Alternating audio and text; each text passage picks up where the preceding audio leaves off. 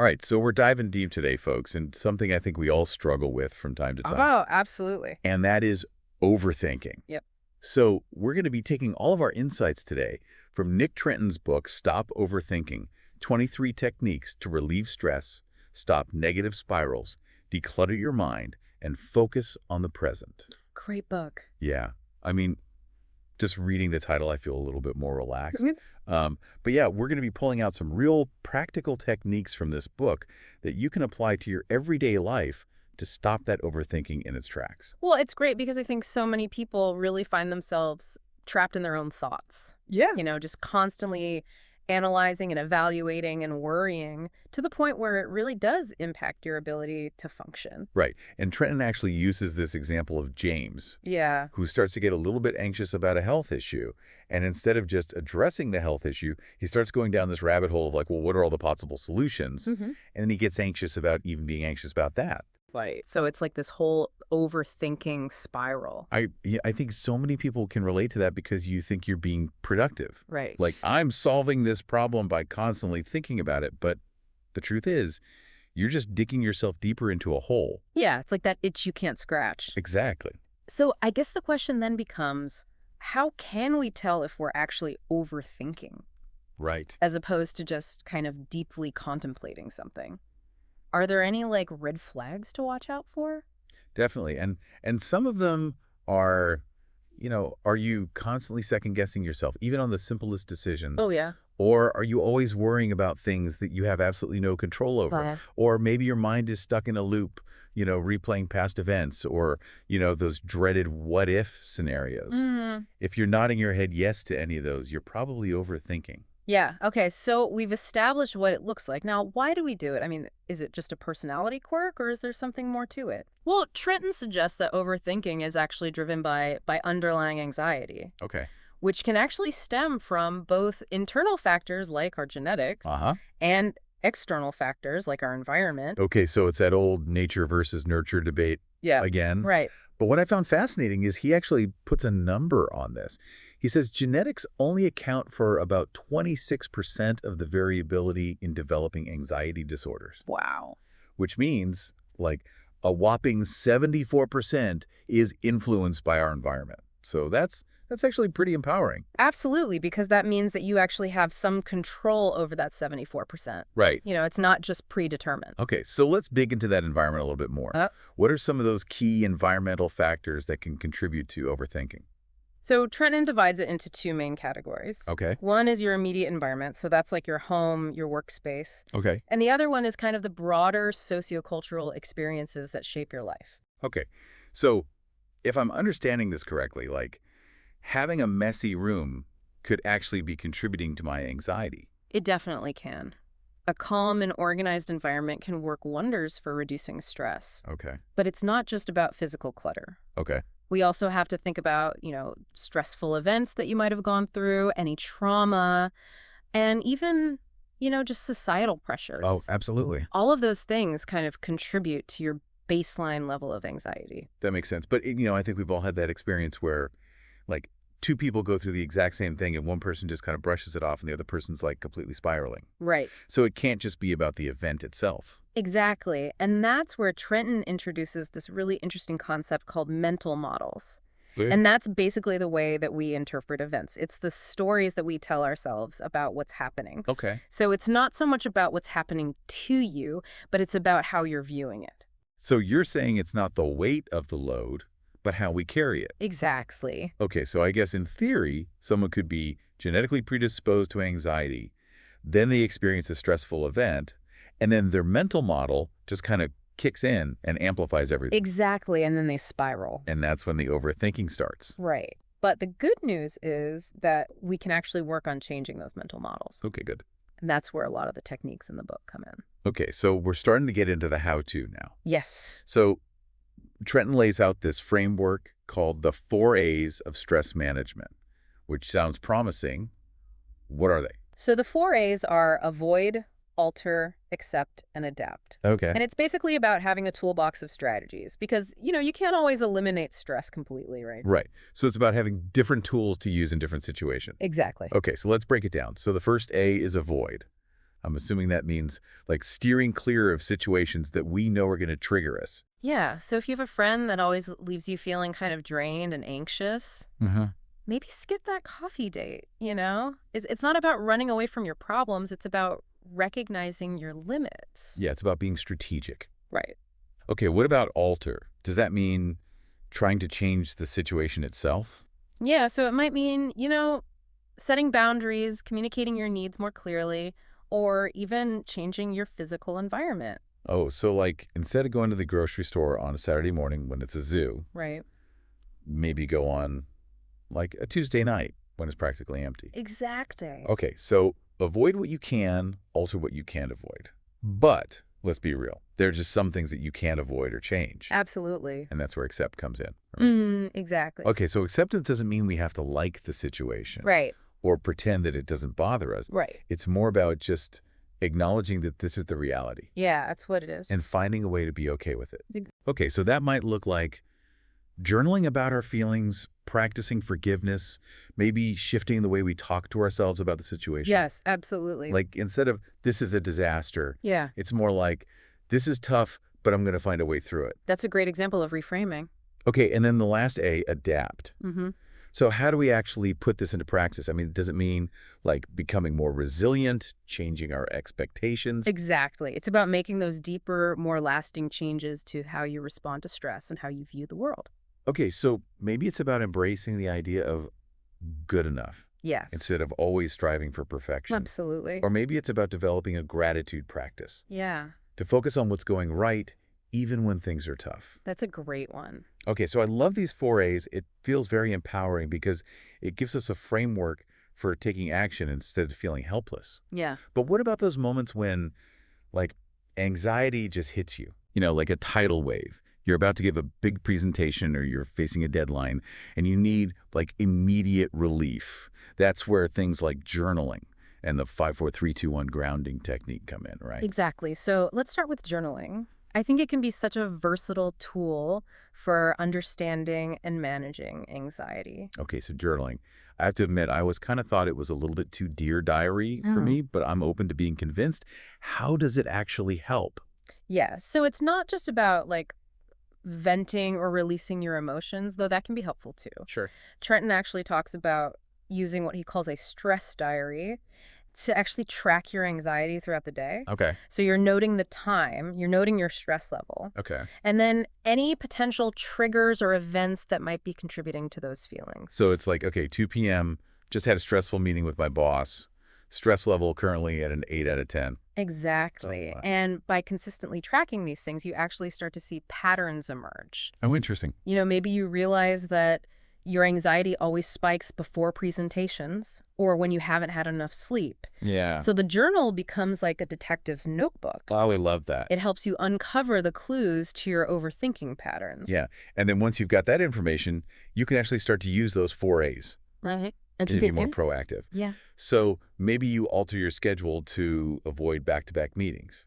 Right. Or you practice some relaxation techniques before a presentation. You're turning data into action. Absolutely. Okay, so journaling for understanding those patterns. But I mean, the beauty of journaling, right, is that it can be so much more than just a stress management tool. Right. Trenton talks about it for cultivating gratitude, Yeah. self-reflection, Yep. even tapping into your creativity. Have you ever journaled for creativity? I haven't really. Yeah. I've always thought of it as being very inward focused, but I'm curious how that would work. Yeah, I think of it as like kind of, going inside. Right. But yeah, how do you use it to spark that creativity? Well, I think it's about clearing out the mental clutter. Okay. Creating space for those aha moments. No. Trenton suggests just free writing, whatever comes to mind. Don't censor yourself. Okay. Just let it flow. So it's kind of like decluttering our physical space Exactly. to make room for like new energy Yes, and inspiration. exactly. So if I'm feeling stuck on a project, Yeah. maybe a few minutes of just like stream of consciousness journaling could help me get unstuck. Yeah, give it a try. Okay. You might be surprised at what comes up. Okay, so we've covered journaling for processing our emotions, Uh-huh. gaining insights, Yeah. even fostering creativity. Right. But what about those moments when anxiety just hits you like a tidal wave Yeah. and you need like immediate relief. That's where the 5, 4, 3, 2, 1 technique comes in. Okay, walk me through it. Okay. Because I feel like I need a little bit of instant calm right now. So it's called a grounding technique because it's all about bringing you back to the present moment, Okay. especially when you're caught in that spiral of anxious thoughts. Yeah. And it's all about engaging your 5 senses Okay. to really ground yourself in the here and now. All right, I'm ready. I'm ready to be grounded. Okay, so first, find 5 things that you can see in your surroundings. Right. It can be anything, a painting on the wall, the texture of your desk, the sunlight streaming through the window. The key is to really focus on those visual details. Okay, got it. So see 5 things, Yeah. then what? Then you're going to identify 4 things that you can touch. Okay. So maybe it's the softness of your sweater, Okay. the coolness of a glass of water, Uh-huh. or the texture of the chair you're sitting on. Again, really focus on those physical sensations. Okay, so see 5 things, touch 4 things. What's next? All right, now tune into your hearing and find 3 things that you can hear. Okay. It might be the ticking of a clock, the hum of the refrigerator, birds chirping outside. Okay, 2 senses left. What about smell? Exactly. Now notice 2 things that you can smell. Okay. It could be your morning coffee, Uh-huh. a scented candle, Yeah. or even just fresh air coming in from an open window. Okay, and finally taste. Yes, one thing that you can taste. Okay. So a piece of fruit, a mint, or even just the taste of your own saliva. The point is to really engage all 5 senses one by one. Yeah. To pull yourself out of your head and ground yourself in the present moment. I have to say, even just talking through that, I kind of feel a little bit more grounded. Right. It's amazing how such a simple technique can be so effective. It's like hitting the pause button on that runaway train of thought. Yeah. You're essentially reminding your nervous system that you are safe, you're here, and you're okay in this moment. I can see how that would be a game changer for those moments of like really intense anxiety. Mm-hmm. But what about, that deeper work Right. of actually changing those negative thought patterns that fuel so much of our overthinking? That's where narrative therapy comes in. Okay, so tell me more about this. Narrative therapy. It's all about understanding how the stories that we tell ourselves about our lives can either empower us or hold us back. So instead of being defined by our anxieties or our past mistakes, we can actually learn to tell a different story. Exactly. And one of the most powerful techniques in narrative therapy is called externalization. Okay. And that's about separating yourself from your problems instead of seeing them as these inherent parts of your identity. Okay, I like that. I like that idea a lot. Yeah. So instead of saying, I am an anxious person, Uh-huh. you would say, I am experiencing anxiety right now. Okay. Or, instead of I'm a failure, it's I made a mistake. Right. You're acknowledging the problem without letting it define who you are at your core. Yeah. You're not merging with it. Yeah, it's almost like you're saying that, okay, this cloud of anxiety is passing through, but it's not the whole sky. Okay, I like that. So how do we actually put this into practice? Mm-hmm. I mean, does it involve like visualization, specific journaling techniques? What does this actually look like? Yeah, so Trenton suggests a few different approaches. Journaling can be helpful. Okay. You can actually write about the problem as if it were a separate entity. Okay. You could also use visualization. Okay. Imagine putting your worries in a box or watching them float away like balloons. I like the visualization aspect, Yeah. and it makes it feel less abstract, more tangible. Right. So it's like I'm giving my inner critic a name, Yeah. or putting all my worries in a little boat and just sending them down the river. Exactly. Find what works for you. Maybe you turn your anxiety into a cartoon character, Right. or imagine yourself having a conversation with it. Okay. The point is to create that distance Yeah. between you and those overwhelming thoughts. Okay, so we've got externalization, which is about separating ourselves from the problem. But Trenton also talks about deconstruction, which sounds a little bit more, deconstructive. Right. What's that all about? So deconstruction is about breaking down those big, overwhelming problems into smaller, more manageable pieces. Okay. You know how overthinking often feels like a million thoughts swirling around at once? Yeah, it's like trying to drink from a fire hose. Exactly. And deconstruction is about turning off that fire hose and taking things one sip at a time. Oh, I like that. Yeah. So how do we actually deconstruct those overwhelming thoughts? Right. Where do we even begin? Well, one simple but really powerful technique is to focus on the next right step. Okay. So instead of trying to solve the entire problem at once, you just ask yourself, what's one small action I can take right now to move forward? Okay, so if I'm feeling overwhelmed by like a massive project. Yeah, Maybe it's just like opening the document and writing one paragraph. exactly. Or if you're spiraling about a past mistake, maybe it's acknowledging the mistake Uh-huh. and asking yourself, what can I learn from this?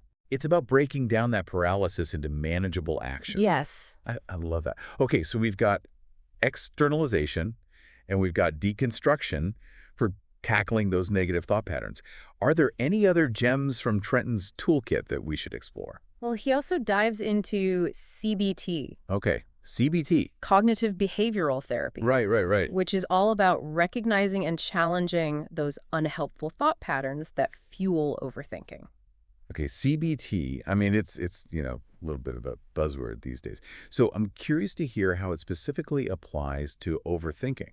Yeah. So the core idea behind CBT is that our thoughts actually influence our feelings Okay. and our behaviors. Right. So if we can learn to change our thoughts, we can change how we feel and how we act. Okay, that makes sense, but our thoughts often feel so automatic, Right. so ingrained. Like, how do we actually change them? That's where the real work comes in. Okay.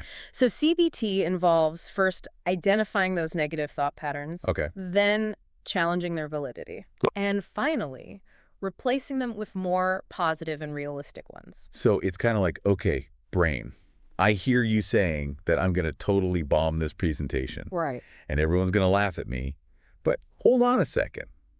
Is that really true? Exactly. What evidence do I actually have to support that thought? Right. Maybe I'm just catastrophizing here. Exactly. And then I can counter that with like, well, you know what? I've actually prepared for this presentation. Right. And, even if I stumble a little bit, it's not the end of the world. Exactly. I'm still capable. I'm still competent. And the more you practice this, the better you get at catching those thoughts Yeah. before they spiral out of control. So we're using logic and reason Yes. to combat those like irrational fear-based thoughts. It's like giving our inner critic a reality check. Exactly. Okay, I like that. And it's not just about eliminating negative thoughts, right? Right. Trenton also talks about cultivating that positive self-talk. Absolutely. He calls it self-scripting, Okay. which is basically about consciously creating a more positive and supportive inner dialogue. So instead of that constant barrage of self-criticism, we're learning to be our own best friend, Exactly. our own cheerleader. Yeah. Okay. And the key here, you said, is to be specific. Yes. Specific and intentional. Okay. So instead of those vague affirmations, like Right. you want to create a script that actually addresses your specific fears and challenges. Okay, so for someone who, like, tends to get anxious before social situations, Right. their script might be something like, you know what? I am interesting. Yes. I'm engaging. Mm-hmm. I'm going to have a good time connecting with people at this event. Exactly. And by repeating those scripts, you can actually rewire your brain for a more positive mindset. It's amazing how much power we actually have We do. over our own thoughts and feelings. Yeah. Okay, so we've covered a lot of ground already, from those 4As to journaling to, externalization, deconstruction, CBT. Yeah. But it sounds like Trenton's book goes even deeper. It does. He talks about the importance of managing your time effectively, Oh, yeah. creating a supportive environment, and even, being mindful of the information and inputs that you allow into your life. So it's a holistic approach. It is. It's not just about changing your thoughts. Right. It's about changing your habits. Yeah. Your environment. Your whole approach to life, really. It is. And it's a journey. Right. It's not a destination. Yeah. There's going to be times when you fall back into those old patterns. Oh, absolutely. And that's okay. Right. The key is to just be kind to yourself. Yeah. Notice those patterns. Yeah. And then use the tools that you've learned to gently guide yourself back to that calmer state. It's not about perfection. It's about progress Exactly. and self-compassion. Yes. And, Trenton also reminds us that a certain amount of stress is actually a good thing. Oh, It can motivate us, It can challenge us to grow. It can even enhance our performance. So the goal isn't to become like this Zen master who never experiences stress. Right. It's about having the tools to manage it so it doesn't control our lives. That's a great way to put it. Well, we've covered an incredible amount of ground in this first part of our deep dive into Stop Overthinking. Yeah. What are some of the key takeaways that you want listeners to walk away with so far? Well, first and foremost, I want to remind everyone that overthinking is incredibly common. Yes. You are not alone in this struggle. Yeah, we've all been there. And secondly, understand that anxiety is often at the root of overthinking, Okay. and that anxiety can stem from a combination of internal and external factors. Right. But the good news is there are a ton of practical, evidence-based techniques that we can use to manage that anxiety. Yes. And quiet those runaway thoughts. We've already explored the 4 A's of stress management. Yeah. The power of journaling, both for processing emotions and gaining those valuable insights. Right. And that amazing 5-4-3-2-1 grounding technique. Yeah. For finding calm in the moment. Instant calm. Yes. I like it. And in our next part, we're going to be diving into even more of those powerful techniques for changing our thought patterns. We are. We're going to talk about narrative therapy with its focus on externalization and deconstruction, and CBT. Yes. With its tools for challenging negative thoughts and cultivating positive self-talk. So be sure to tune in for part 2 of our deep dive into Stop Overthinking. We'll see you there. All right, so we're back, and we're ready to dive into more of those practical techniques from Nick Trenton's Stop Overthinking. Yeah, we left off talking about narrative therapy. Right. Reframing those stories we tell ourselves. Exactly. And one of the techniques he talks about is called externalization. Okay, externalization. Remind me what that's all about again. So it's about separating yourself from the problem. Instead of seeing it as like this inherent part of your identity. So it's kind of like, instead of saying, I am an anxious person, Right. is I'm experiencing anxiety right now. Exactly. Okay. So you're acknowledging the problem without letting it define who you are. Yeah. Like this cloud of anxiety is passing through, but it's not the whole sky. That's a great analogy. Okay, I like that. So how do we actually put this into practice? Like, does it involve visualization, specific journaling techniques? What does it actually look like? Well, Trenton suggests a few different approaches. Journaling can be really helpful. You can actually write about the problem as if it were a separate entity. Okay. You can also use visualization, like imagine putting your worries in a box or watching them float away like balloons. I like the visualization. It makes it feel less abstract somehow. Right. More tangible. Yeah. So it's like, I'm giving my inner critic a name, or putting all my worries in a little boat and just sending them down the river. Exactly. Find what works for you. Maybe you turn your anxiety into a cartoon character, Yeah. or imagine yourself having a conversation with it. Okay. The point is to create some distance between you and those overwhelming thoughts. Okay, so we've got externalization, which is about separating ourselves from the problem. Right. But Trenton also talks about deconstruction, which sounds a little bit more, well, deconstructive. Yeah. What's that all about? So deconstruction is basically about breaking down those big, overwhelming problems into smaller, more manageable pieces. Okay. You know how overthinking often feels like a million thoughts swirling around at once? Yeah, like drinking from a fire hose. Exactly. Deconstruction is about turning off that fire hose and taking things one sip at a time. Okay, Okay. I like that. So how do we actually deconstruct those overwhelming thoughts? Where do we even begin? One simple but really powerful technique is to just focus on the next right step. So instead of trying to solve the entire problem at once, you just ask yourself, what's one small action I can take right now to move forward? So if I'm feeling overwhelmed by like a massive project, maybe it's just opening up the document and writing one paragraph. Exactly. Or if you're spiraling about a past mistake, maybe it's acknowledging the mistake and asking yourself, what can I learn from this? Okay, so it's about breaking down that paralysis into manageable actions. Yes. I like that. Okay, so we've got externalization and deconstruction for tackling those negative thought patterns. Are there any other gems from Trenton's toolkit that we should explore? Well, he also dives into CBT, Okay. CBT? cognitive behavioral therapy. Right. It's a bit of a buzzword these days. Yeah. So I'm curious to hear how it specifically applies to overthinking. Yeah, so the core idea behind CBT is that our thoughts actually influence our feelings and our behaviors. Okay. So if we can learn to change our thoughts, we can change how we feel and how we act. Okay, that makes sense. But, our thoughts often feel so automatic, so ingrained. Like, how do we actually change them? That's where the real work comes in. So CBT involves first identifying those negative thought patterns, then challenging their validity, and finally replacing them with more positive and realistic ones. So it's kind of like, okay, brain, I hear you saying I'm going to totally bomb this presentation. Everyone's going to laugh at me. Right. But hold on a second. Is that really true? What evidence do I actually have to support that thought? Right. Exactly. Maybe I'm just catastrophizing here. Right. And then I can counter that thought with something like, well, you know what? I've actually prepared for this presentation. Yeah. And even if I stumble a bit, it's not the end of the world. I'm still capable. I'm still competent. And the more you practice this, the better you get at catching those thoughts before they spiral out of control. Yeah. So we're using logic and reason to combat those like irrational fear-based thoughts. It's like giving our inner critic a reality check. Exactly. Okay. I like that. And it's not just about eliminating negative thoughts, right? Right. Trenton also talks about cultivating positive self-talk. Absolutely. He calls it self-scripting, Okay. which is basically about consciously creating a more positive and supportive inner dialogue. So instead of that constant barrage of self-criticism, we're learning to be our own best friend, our own cheerleader. Exactly. And the key here is to be specific and intentional with your self-talk. So instead of those vague affirmations, you want to create a script that addresses your specific fears and challenges. Okay, so for someone who tends to get anxious before social situations, their script might be something like, you know what, I am interesting and engaging, and I'm going to enjoy connecting with people at this event. Exactly. And by repeating those scripts to ourselves consistently, we can actually start to rewire our brains and create a more positive and empowered mindset. It's amazing how much power we actually have over our own thoughts and feelings. Hmm. Okay, so we've covered a lot of ground today, from those 4As to journaling to externalization, deconstruction, and CBT. But it sounds like Trenton's book goes even deeper.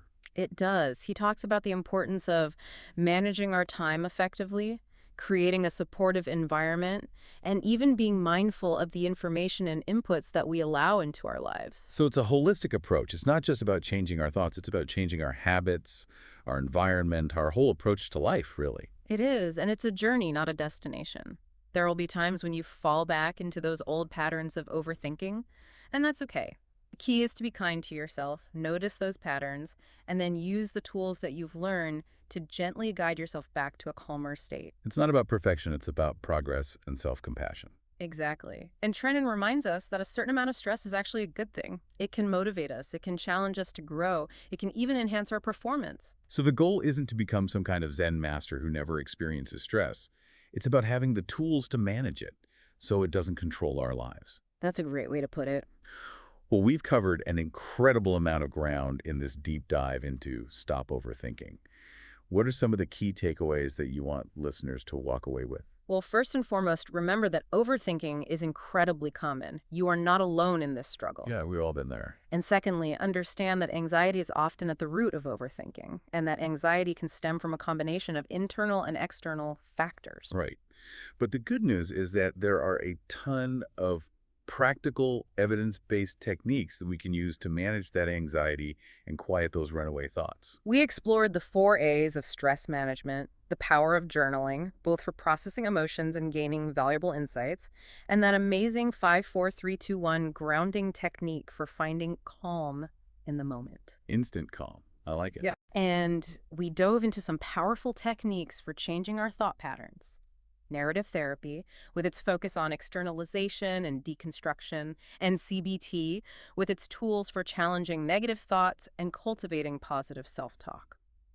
So as you go about your day and you notice those anxious thoughts creeping in, remember what we talked about today. Remember those 4As. Put that grounding technique to the test. Try a little journaling, or maybe write yourself a new self-script. You have the power to choose a different path. You can step out of that overthinking cycle and into a calmer, more empowered state of mind. That's a great note to end on. Thanks for joining us on this deep dive into Stop Overthinking. We'll catch you next time. Okay, so last time we were talking about all the stuff in Trenton's book and how we can kind of fight back against that overthinking spiral. Yeah, we were talking about how to manage those thought patterns. Right, exactly. All those techniques, the externalization, the deconstruction. Right. Really interesting stuff. Powerful tools. Yeah, really powerful tools. So I guess the question then becomes, where do we go from there?